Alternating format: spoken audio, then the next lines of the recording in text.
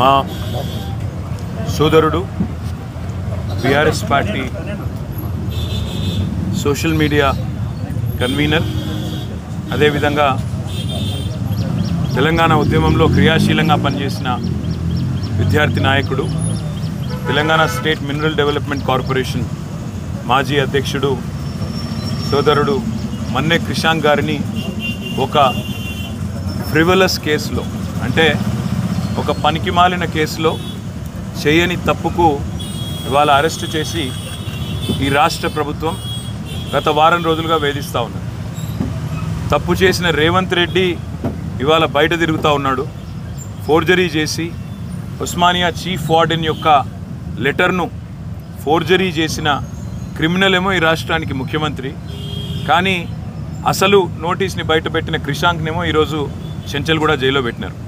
దీన్ని బట్టే చెప్పవచ్చు ఈ రాష్ట్రంలో వ్యవస్థ ఎట్లా పనిచేస్తూ ఉంది, ఈ రాష్ట్రంలో ప్రభుత్వ పనితీరు ఎట్లా ఉందో దీన్ని బట్టే చెప్పవచ్చు.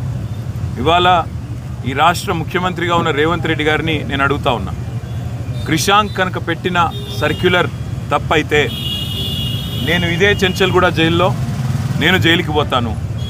ఒకవేళ నువ్వు పెట్టిన సర్క్యులర్ ఫేక్ అని మేము రుజువు చేస్తే నువ్వు జైల్లో కూర్చుంటావా అని చెప్పి నేను రేవంత్ రెడ్డిని అడుగుతా ఉన్నా. సిగ్గు లేకుండా చేసింది ఒక వెధవ పని, మళ్ళా మీదుగా ఇవాళ మా సోదరుణ్ణి జైల్లో పెట్టి ఈ రకంగా ఇబ్బంది పెట్టడం, ఈ రకంగా కావాలని ప్రభుత్వంలో ఉన్నానని చెప్పి అధికార మదంతో అధికార యంత్రాంగాన్ని అడ్డం పెట్టుకునేదైతే చిల్లర రాజకీయం చేస్తున్నాడు రేవంత్ రెడ్డి. తప్పకుండా ప్రతిదానికి కూడా బదులు చెప్పే టైం వస్తుంది, ప్రతిదానికి కూడా మిత్తితో సహా చెల్లించే టైం కూడా వస్తుంది.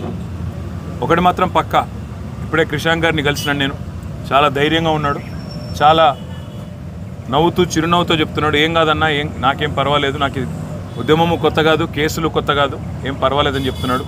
చేయని తప్పుకు ఇవాళ వారం రోజులు జైల్లో ఉన్న ఆయనలో ధైర్యం మాత్రం సడలేదు.